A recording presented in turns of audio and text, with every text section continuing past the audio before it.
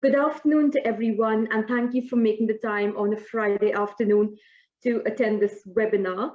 I am going to start by sharing my slides, and then my co-host Charles and me, we're going to introduce ourselves. So let me just quickly share my slides. Just adjust my screen so I can see my panelists on my other monitor. So good afternoon, and today's webinar Lunch and Learn session is about a digital tool to measure and manage supply chain performance. This session typically lasts for an hour, which means 40 to 45 minutes of content that we will be giving to you. And then the last 10 to 15 minutes is all about Q&A.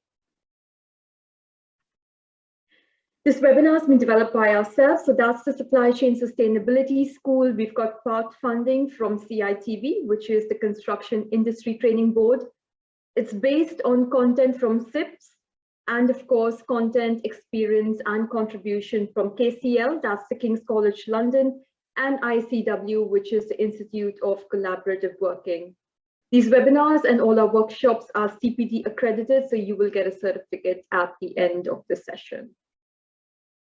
Very few house rules today, so use the Q&A function for any questions that you may have. All the questions will be picked up at the end of the session. Hopefully Charles and me will be able to answer all of your questions today. At the end, I'll share a little bit of a feedback link. We do appreciate your feedback. We're always looking to better our content and what we train you on, webinars and workshops. And yes, you will get a PDF copy with the slides in it. Welcome to today's session. I'm Melita De Silva. I work for Action Sustainability and the Supply Chain Sustainability School. I've got 18 years experience in procurement, sustainable procurement, supply chain assurance, due diligence, and social value. And we have with us today Charles, if you want to say hello. Hi, good morning, everyone. Or good afternoon, sorry, it's past 12 o'clock. Charles Nord, I'm head of product at Action Sustainability for a software reporting system called the Sustainability Tool, which I'll be demonstrating a little bit later today to show you how we've implemented a procurement valuation sort of framework within that system. Thank you. Thanks, Charles. So we're going to quickly go into a little bit of the basics of what supplier performance management is and why it's important, and then I'll hand over to Charles in a little while. The definition of supplier performance management or contract management is the activity of a buyer or a buying organization before, during, and after contract periods, upon contract award, basically and most importantly to ensure that all parties to the contract fulfill their contractual obligations. So something very important to note here, it's based on one single contract with one single subcontractor or supplier for that very contract duration. So within the boundaries of a single contract.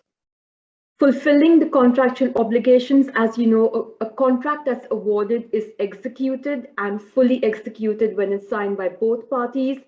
A contract typically, an NEC has something called the attendances and obligations, who does what over and above your technical scope. So to ensure the scope, KPIs, and everything in your attendances and obligations is smoothly carried out.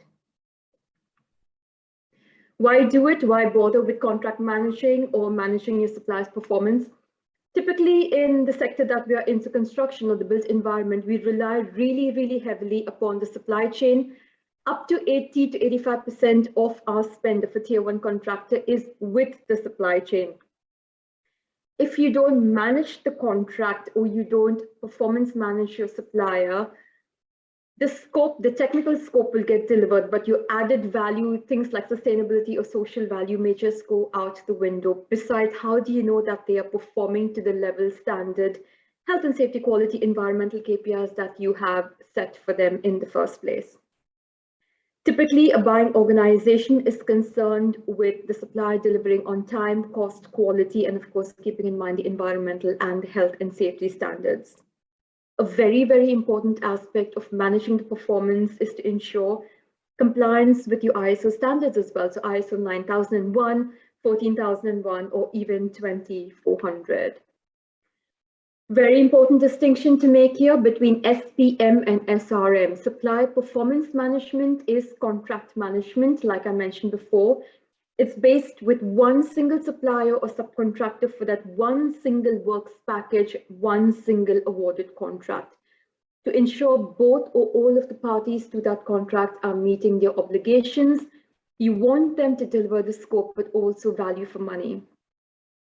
Contract management is for every category of supplier. It's verified, preferred, and strategic partners, your key partners. SRM, which is relationship management, is only for your key or strategic partners. It's an ongoing business relationship. This does not happen at a project level. It happens at a higher level, what is also known in the industry as business to business meetings. So it's typically at a managing director to managing director level, where they talk about high level goals and objectives. It's not for a single contract. You're talking about things like how they perform over projects, but also things like if you've got some sustainability targets and goals, and where your key suppliers and strategic partners are on that journey as well. So very strategic, high level discussions. The typical stages within supplier performance management follows PDCA: plan, do, check, and act. In the plan stage, you're deciding what needs to be done. So you're setting a strategy of how you're going to go about managing the performance of the supplier. Who are the key stakeholders that need to be involved in the process? Typically in my world, I come from construction, rail sector, infrastructure, Crossrail, Tideway, High Speed 2. It would be the end user, so your construction manager, site agent, your QS, senior QS, commercial manager. Then you decide who from the supplier side needs to attend the meetings, whether it's a cohort of people or just a project manager, or you need health and safety as well to be there. What do you want to measure? What KPIs and targets are you looking to look at trends around? What it is you want to measure? Have you set targets? If it's around waste, have you set targets like 80 or 90% of waste diverted from landfill? So you're doing all of this in your planning stage. Thinking about what tool to use. You have a tool already in-house. Is it rudimentary Excel sheet based? Is it a digital cloud-based solution? You may already have something, or you might be planning to procure something. At the do stage, there's two aspects. You've awarded the contract already. Supplier is carrying out your technical scope, performing in accordance with the contract. So they're doing something, but they're also reporting data into your tool, whether that's monthly or quarterly, because in the planning stage, you will have set about what is the reporting frequency. So they're performing in accordance with the contract, they're reporting in the data to you. From your side, you are at this stage collecting and analyzing the data. Month one or quarter one of the data is what establishes your baseline. Month two or quarter two is where you will start to see trends, whether that's good, bad, or ugly. At the check phase, there are a couple of things that happen. So you're verifying the data that's fed into your system. Is it true? Have they actually given me 10 apprentices who are on board? Can they give me some details or evidence around this? So you're checking the data, but now starting to analyze the trends. I set a target for a supplier in respect of this goal. Where are they in terms of meeting those targets? Is the performance good? Have they smashed it out the park? Is it not good? So you're starting to analyze the data and check it here. At the act phase, you're now starting to make those data-driven business decisions. What's the performance look like? Is it good, bad, ugly? If it's bad, what were the barriers? How can we mitigate it? This is probably the stage where you either have a 180 or a 360 review with your supplier, depending on if they're verified or if they're strategic. I definitely would encourage to have those 360 collaborative discussions where possible. But also at the act stage, what do you do after you've analyzed the data and let's say the performance is good or bad? Do something with it.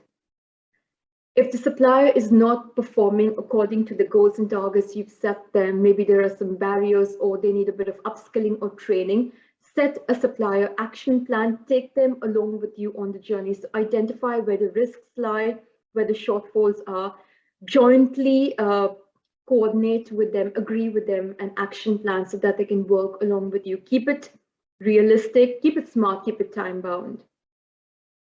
If the performance is good, they've done well, met the target, smashed it out the park, celebrate the success. It could take the form of some kind of incentives, whether it's a good news case study, a monetary bonus, or a promise that they will definitely be on the next tender list. This could vary from organization to organization, depending on you.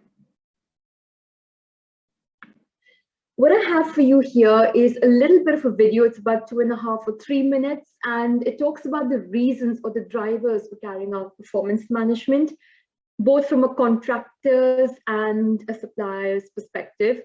It's more on the aspects of sustainability, but it gives you the overall feel of why it's important to manage a supplier's performance and what are the various reasons behind it. So hopefully the sound works and it goes to plan.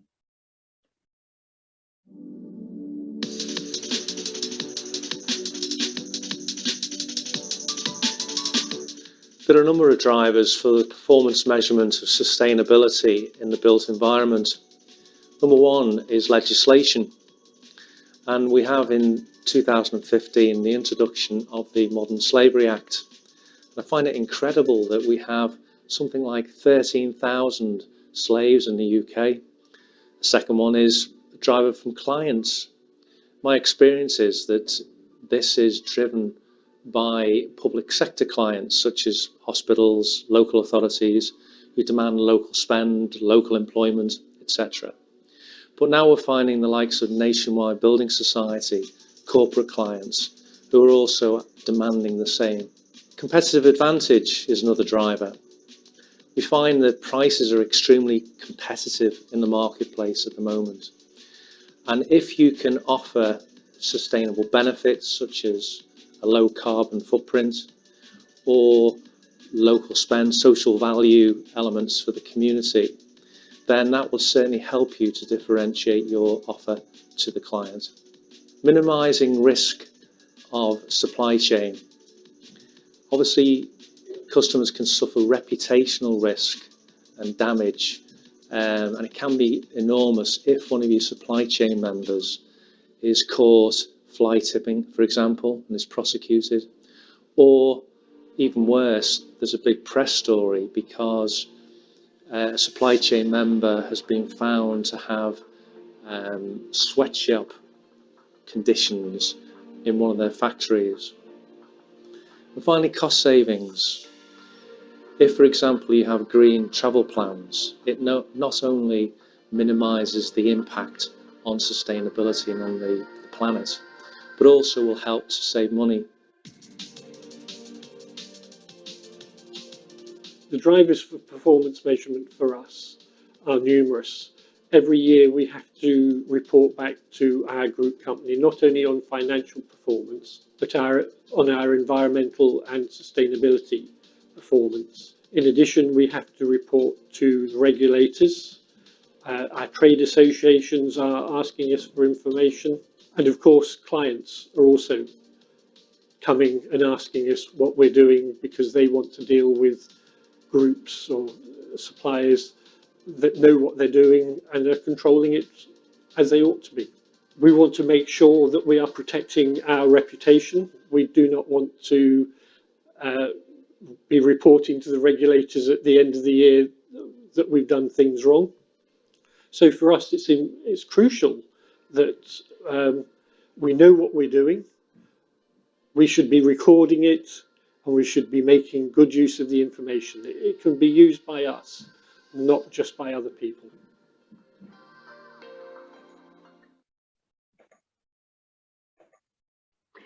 Right, I'm going to hand you over to Charles, who's going to explain about the tool. Charles? Thank you very much, Mel. Yes, so with that, we have developed a reporting and performance management system, and it's a software application that's browser based. And as part of that, we developed with the Supply Chain Sustainability School a framework for measuring procurement value. And the way that framework was developed is following the approach that you can see here on the screen. So what we set out to do is define what the goals of procurement teams may be in sort of measuring their performance. So one example of those goals could be to operate responsible procurement practices, right, as being an evident one. But there are others. There are others which I'll go through later on for the specific framework that we've developed. But those could be around reducing carbon emissions, for example. Once you've established your set of goals, you're then able to develop your targets, right? You know, sort of quantifying, maybe putting a timestamp as well against what you want to achieve. So in this very simple example of a goal being operating responsible procurement practices, a target could be to make sure that 90% of our payments are in accordance with our fair payment policy, right, on a project. So that's a specific target of how good our payment practices should be, right? So again, part of the procurement role. Once you've established your sets of targets, so under each goal you might have multiple targets, right? You can then develop what's known as indicators. Those are the KPIs used to measure progress against the target. So if your objective is just to have, you know, all payments to be within, you know, defined as fair payments, right? Then your indicator would be your fair payment rate, which is your percentage of payment that's in accordance with those terms. And so, you know, it's most likely that each target has only one indicator, but you could develop multiple. And then finally, you then get onto the metrics, which is, well, what data do we actually need to be collecting and reporting to help us with that entire performance management process, right?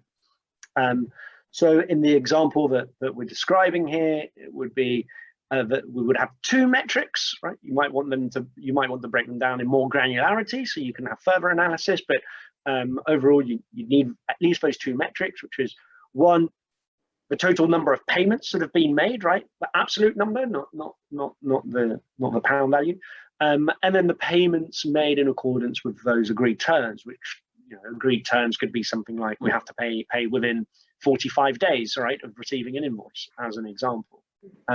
So what we've done with the supply chain school through a project funded by CITB is to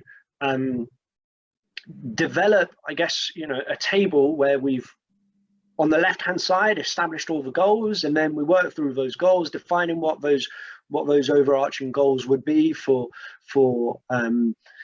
assessing procurement performance.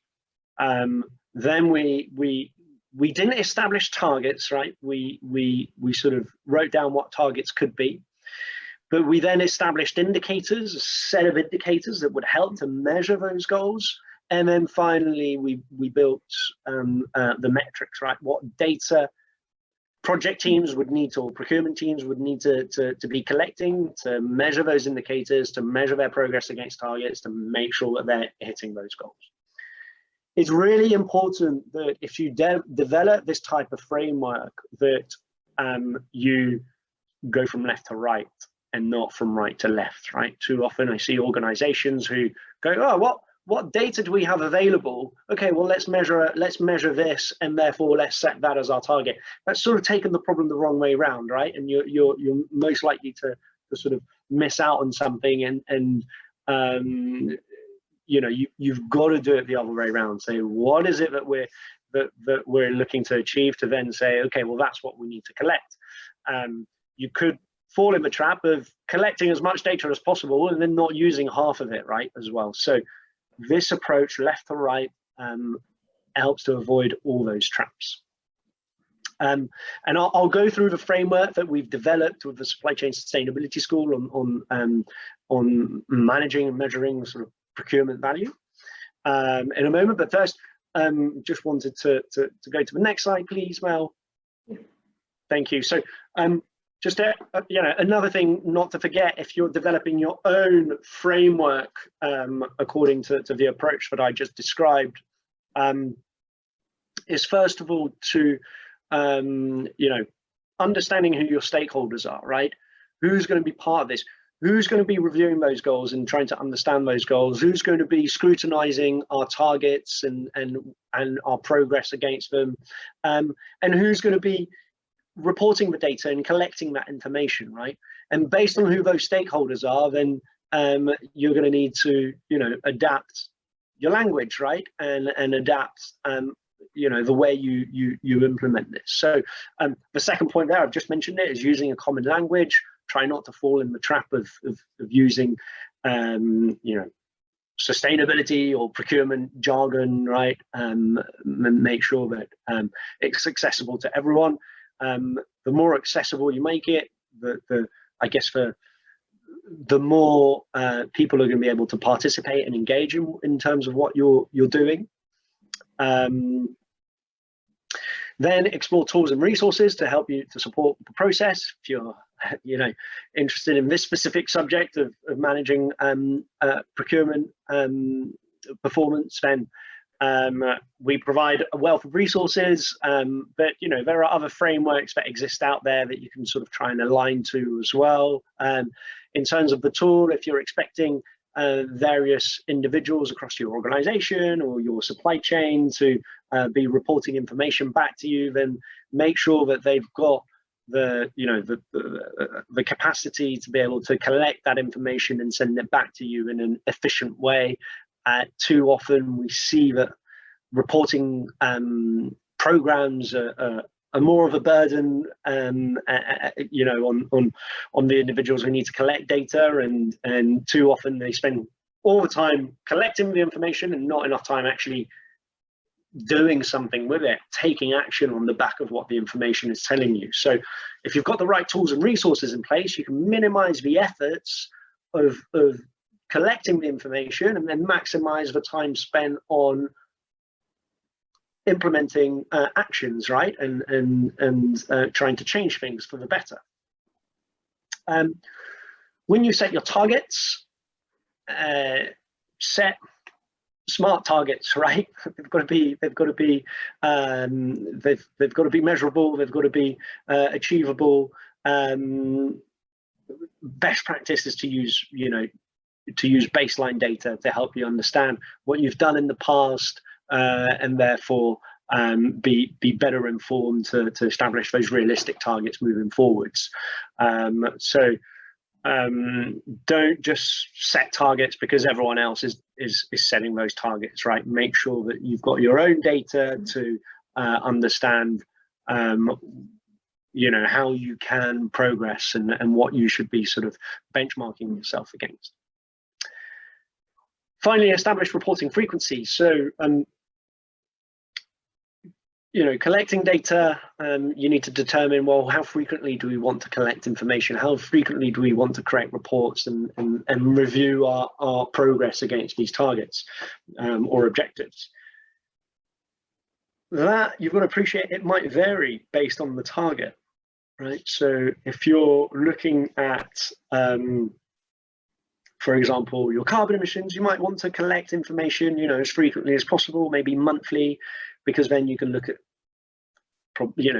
fluctuations in seasonality. You can sort of react more quickly to changes there and to increases in carbon emissions. When you're looking at things like diversity of staff, for example, the changes are slower to implement, but also the turnover of staff is a little bit slower as well. So there, it might not be worth collecting data, every month.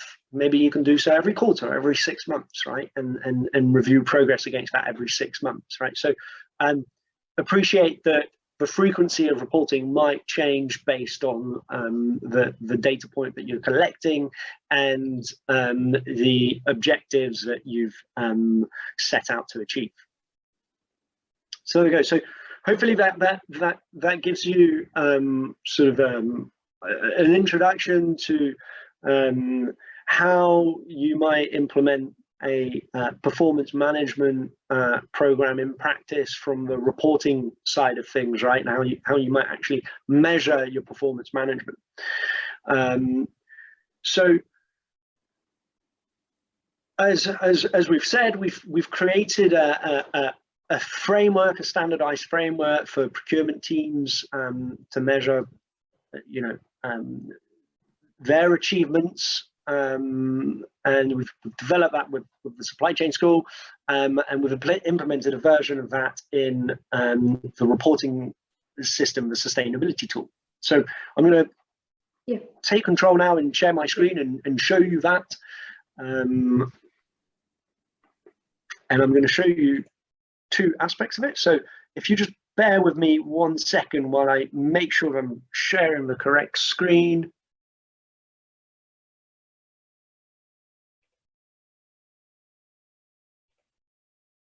There we go. So that hopefully has worked. Mel, if you could maybe give me a thumbs up if you can tell me when you've seen that. I think it's just loading here. Just give it a few seconds. Okay. It's still loading. Yeah, it's still blank, Charles. So. Okay, I'm going to stop sharing. Sorry. I mean, I should be used to this by now. I'm going to just try again there when I'm sharing a whole screen. Yes, you can see that. Excellent. I've got the thumbs up from Mel, so I will carry on. So thank you, Mel. So we've got a sustainability reporting system called the sustainability tool, and then I'm not going to show you sort of that whole system today. We're just going to focus on the framework that we've developed with the Supply Chain Sustainability School for measuring procurement value and I guess the performance of procurement teams. So that framework requires, on the one hand, for data to be collected, which is the input screen that I'm showing you here, and then I will then move on to the dashboards where we can see, well, from that data, what is that telling us about our performance against these objectives that we set out to do? So I'll move over to that after I do this. So first bit, the data collection screen, what data needs to be reported. Here we're on a demo account, right? We're imagining that we're on a construction project, let's say, and we've got a procurement team that want to know how is their procurement impacting the sustainability credentials, I guess, of that project. And so the framework that we've established is has several sections where data needs to be collected. So first of all, there's an environment section where very simply we ask the reporter, someone potentially from that procurement team, to report the greenhouse gas emissions generated in this period. Okay, and so it's just very simple. If I hover over that, it tells me it's all direct and indirect greenhouse gas emissions resulting from activity on this project in this period. The period we can see in this instance is monthly. That's how we've set it up for this demo project. But through this system, we can vary that frequency. So we're assuming that the procurement team would have access to data on greenhouse gas emissions. If they don't, we've got a free tool with a Supply Chain Sustainability School that can help you to measure carbon emissions. Okay, so you can use that other tool to then feed into this. But I'll just pick some fictitious data in here. We'll say 120 tons of carbon emissions were generated this month from this project. Okay, mark this section as complete, and then I'll go to next. So I'm going to move on to the financial of the cost. Project value, the actual project value. we can see that's only due infrequently, right? So that's one of the things where I said you might not collect some data all the time because project value is not going to change that often, or you know, you only want to review that every so often to see what are the changes to the overall project value. So we'll just report that once. The total number of individual change orders approved between parties that commit to construction and available for use. So we can look at, you know, more precise definition around that, and then we can say the number of change orders. We'll assume that there are 0, right? So that's already suggesting probably that we're doing well with the procurement team because we have no change orders in this period at least. Total number of payments in period in accordance with agreed terms. So we had, let's say, 45 invoices, and then the total number of payments in this period, we had 50. So 5 of them where we weren't able to achieve those terms. And then finally, there's a question here around the total project value budget, and that was just due once at the beginning of the project back in January 2021 for this demo account, right? I'll mark that section and I'll go on to the next one. Here we now move on to health and safety. So for health and safety, we ask for hours worked by the workforce in this period. So again, you can see what this means. It's total number of FTE, full-time equivalent hours worked by people on this project in this period. This should include hours worked by site-based and office site-based workers. Okay, so 650 hours. Number of RIDDOR incidents reported in this period. So number as defined by number of incidents in this period, reportable under the reporting of injuries, diseases and dangerous occurrences regulations. And then a link to where you can find more information on that. Hopefully that stays down close to 0, and then number of near miss incidents reported in this period. So again, a definition of what that would mean. So number of reports of any dangerous incident, accident or emergency which did not on that occasion result in any injury in this period. So let's say there was 1. We might put some comments as to what happened here. Right, just for the record using this system. Next, we move on to productivity, and we're looking at so resource efficiency. So here it's looking from a pound value, the opportunities to eliminate that have eliminated waste from the construction through the process, right? So through better design, etc. So you might put an amount here. Total downtime in this period, so we've got both labour downtime that needs to be recorded, and then the plant or equipment downtime that needs to be recorded. So again, it's idle time, right? In this instance, associated with employees waiting. That might be because machinery isn't working, waiting for repair, or waiting for equipment or to be shipped over, or simply the company is overstaffed, right? And not everyone has a task to do. And then on the plant and equipment, right? Just describing what that might be. It's just saying that there's machinery that isn't functional and can't be used, and so you're waiting for it to be repaired or replaced. So, you know, we might say there's recorded 12 hours of people not doing anything, and then there were 10 hours of plant or equipment that were down in this last month of July 2021. And then finally, we look at waste as well that's been generated, and we break that down by waste diverted from landfill and waste sent to landfill. Okay, so diverted from landfill might be waste items and materials that are reused, recycled, recovered, or composted, that do not get sent to landfill. And then obviously waste sent to landfill is anything that's left the site and's gone to landfill, right? And your waste transfer notes, you would have a record of all of that. So I put 3.2 tons, and then there was 1.1 ton that went to landfill. So pretty poor performance there for this fictitious project on that. So then we also report slippage to program. In this instance, is just ask, something that you would report once at the end, right? That's only, you can't really keep control of that, or report on that during the program. Do so at the end and just say what was the overall slippage. So unfortunately, that's sort of I guess a lagging indicator where you're recording that at the end and you say, well, we'll do better on the next project. While some of the others you can measure over time, see how you're progressing, and you can try and rectify over time before the end of a project.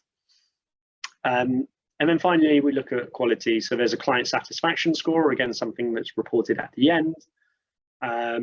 Cost of rework in this period. So any rework that was required, something that needed to be redone, right? And there's a definition of what that might be, or the causes of that. And here you report that in pounds, right? So we might say, hey, we had some wood, some paneling to redo, and it cost us £1,500 of unexpected costs because of that. Hours worked by workforce in this period of rework, right? So it might have taken, let's say, 5 hours to do that incomplete work. So, due to design changes, spec changes, etc., delays, right, material delays. So we might put 1. Then a understanding what the maximum client satisfaction score. So from out of the client satisfaction scoring, what you could have achieved. Number of defects identified in this period. Again, what type of defects happened, and we might put 2, for example. Number of inspections passed in this period. So did you have any inspections within, as described there, predetermined AQLs, acceptable quality limits, right? Again, you might say we had 3 inspections that were passed out of a total of 3 inspections, right? So we passed all of our inspections on the site. And then at the end as well, you're asked to respond against how many outstanding defects have you not addressed. Okay. So this framework, whether it's in this system or sits elsewhere, you could use that to then report against that for your procurement team, and then you would submit this data. So I would submit it for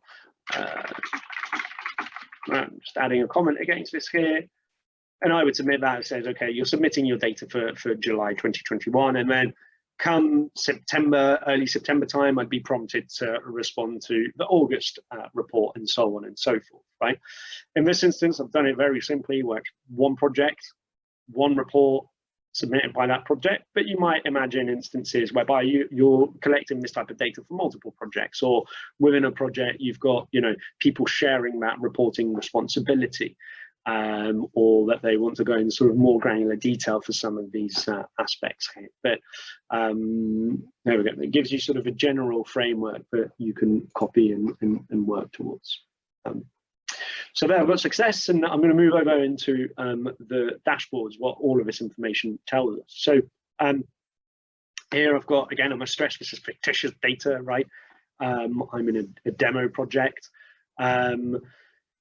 And what we have is we've created what I was showing you there, that I was reporting on the screen, the data I was inputting. Those are the metrics, right? That was the right-hand side of that graphic that I was showing you. Now here we're moving into the other areas. Here, these sustainability issues, I guess these are sort of the broad categories, I guess, where our objectives would fall under. So we've got objectives towards health and safety, towards quality, towards process and productivity, climate change, and procurement. Okay, that's the framework that we've built. And then we're using a color code of red, amber, and green to show whether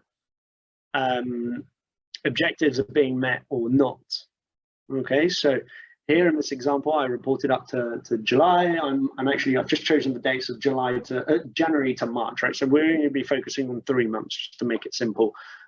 So this is telling us from the beginning of the project in January through to the end of March, we've collected data, it's been reported, and we can see that so far we're on target for all our procurement objectives. Climate change, we're not doing well, that's red, so there's something to worry about we need to look into. Process and productivity, we're failing on something there as well, so we need to look into that. And then quality, we're in between, right? We're achieving our threshold, but we're not achieving our overall ambition, so we need to explore that. Health and safety is grey, it means we're collecting the data for informational purposes, but we've set no targets, okay? I must stress the targets are not part of the framework that Mel and the Supply Chain Sustainability School have developed. The targets, we would recommend that you establish those, right, using your own information and knowledge of your project, right? You've got to vary those. It's not standard targets that we're sort of imposing for anyone using this framework. If I click on health and safety, what I can see are our indicators, right? What are the measures we're using to track our performance, you know, our progress against health and safety? So we can look at, I click on number of near-miss incidents, and what we can see is a number of near-miss incidents, right? So it's just 1.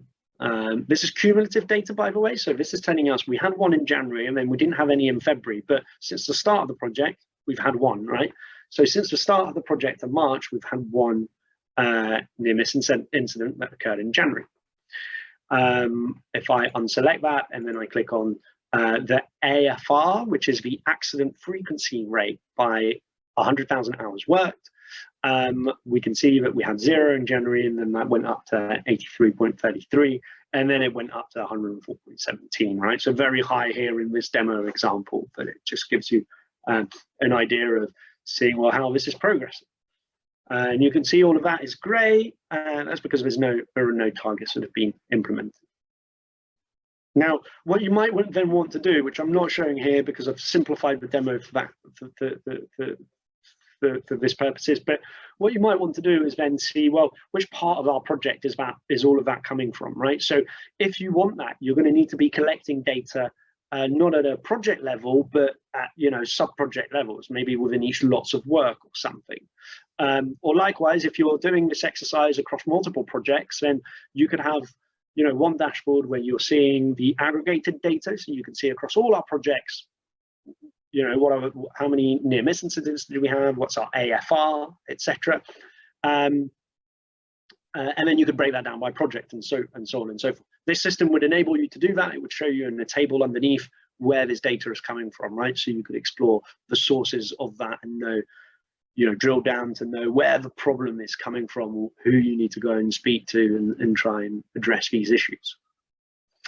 Move on to quality. So here quality, there's slightly concerning.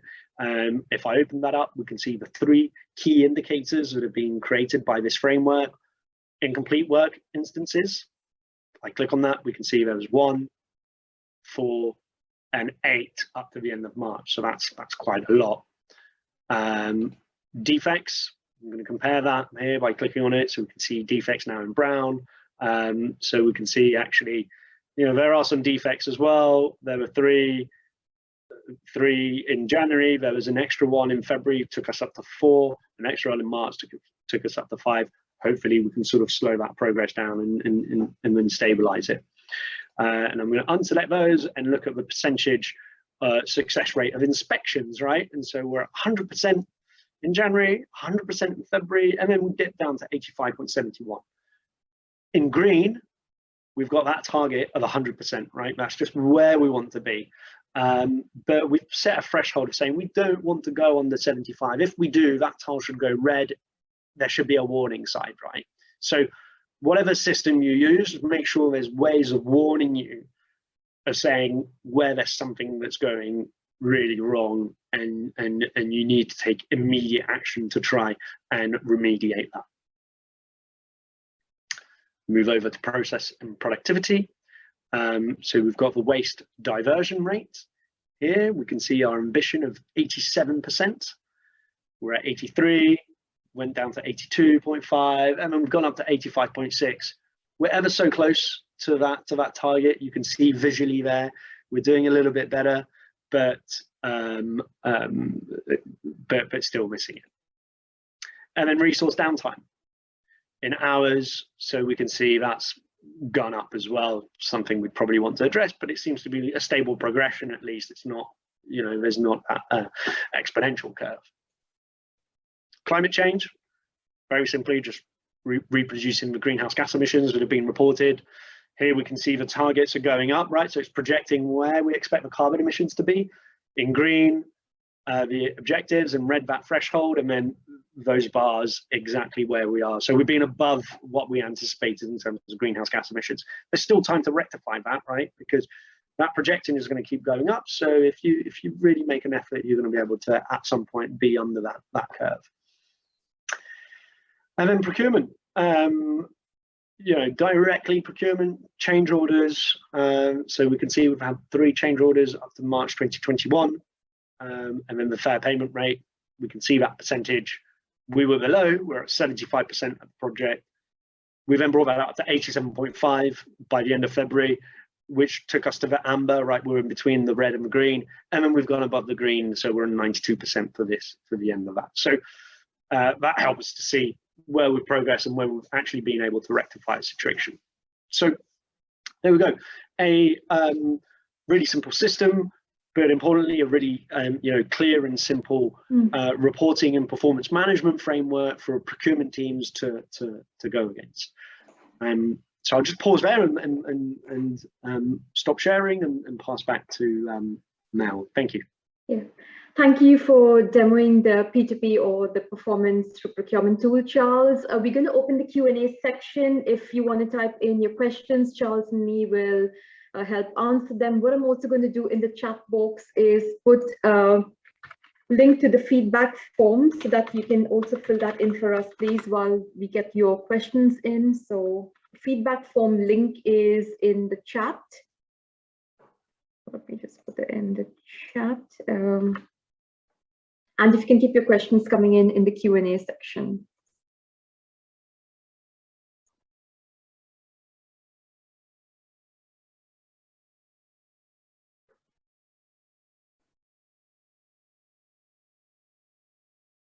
If anyone's got any queries, any questions for Charles or myself, if you can type it in now. We did have one answered question already. So somebody asked if there would be a recording available of the webinar. Charles answered it saying, yes, it'll be made available. It will be uploaded to the Supply Chain Sustainability School Library, so you can access a recording of this anytime. So we've got a question. What is the cost of the software? Charles, over to you if you want to answer this. Sure. I think, first of all, in terms of using the software specifically with this framework, we are supporting, I think it's 11 projects to use it through CITB, where in addition to that, you get sort of advisory support for your procurement teams to try and help improve their practices, particularly in relation to those sustainability KPIs that you've seen. We had 11 projects to sort of support as part of our CITB funding, and so those projects would get that for free. I know there's a few spots left for those projects, so if you're interested, please do reach out.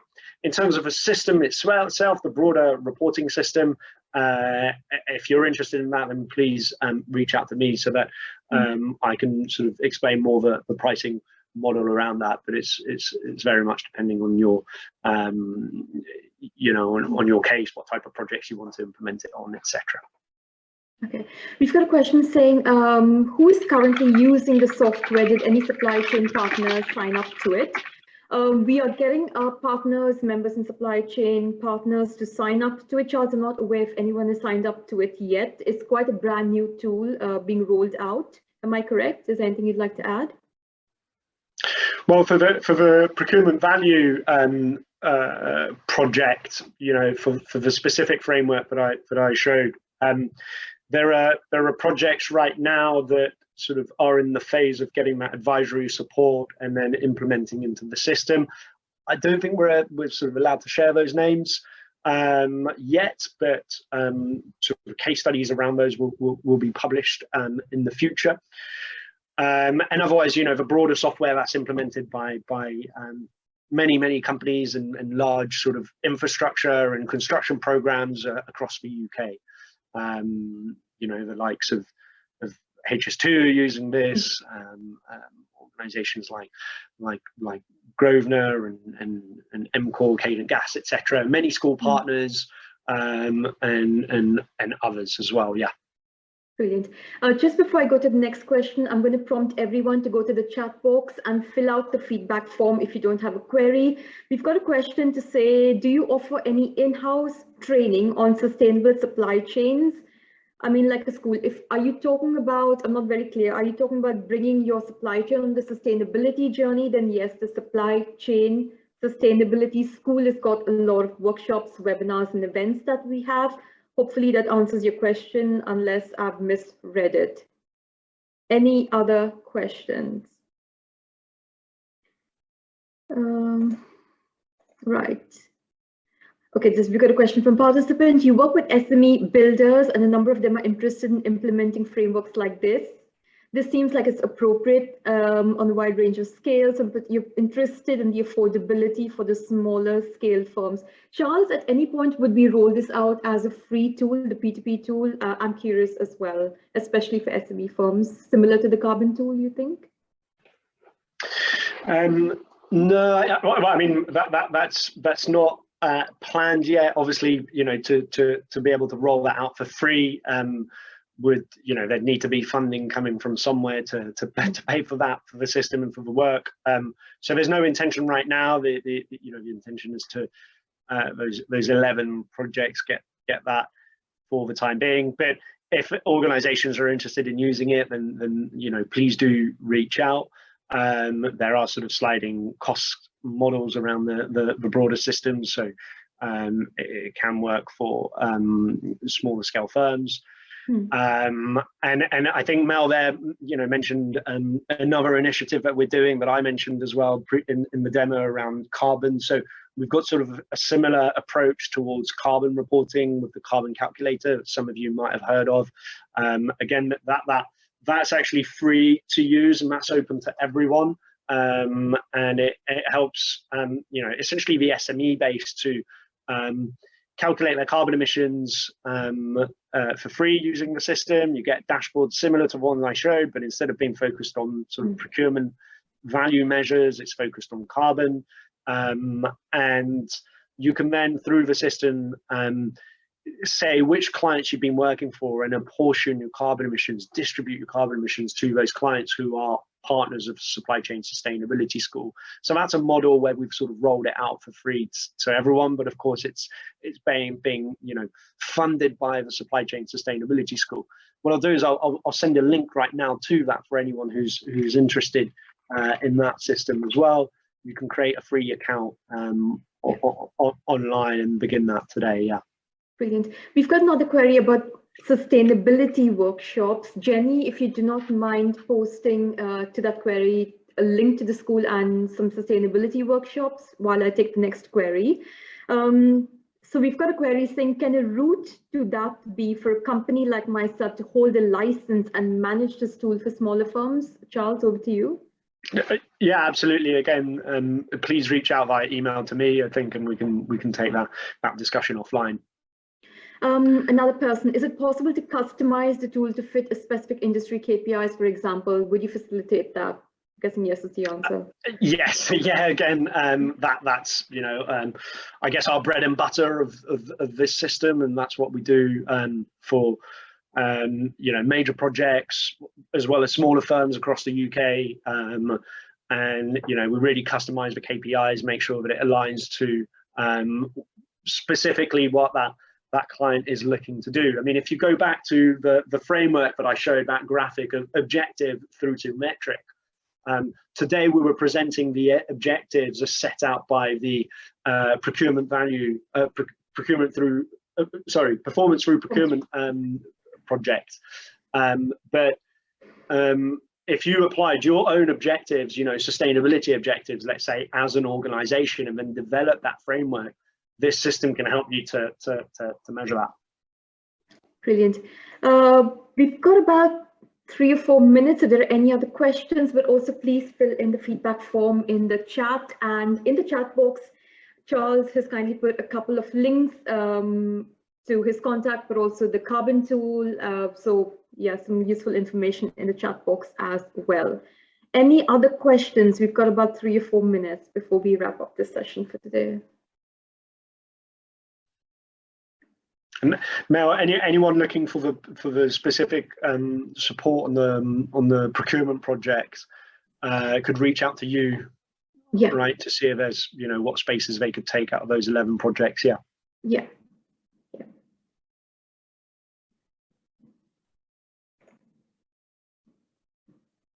Brilliant. If there are no more other questions, I think Charles and me are gonna give you 3 minutes back of your life on a Friday and say thank you for your time for attending the session today. And hopefully you attend more of our workshops and webinars. So thank you, Charles, for co-hosting with me today. Thank you, Mel. Thank you all. We're gonna end the session. Thank you. Cheers. Bye. Bye.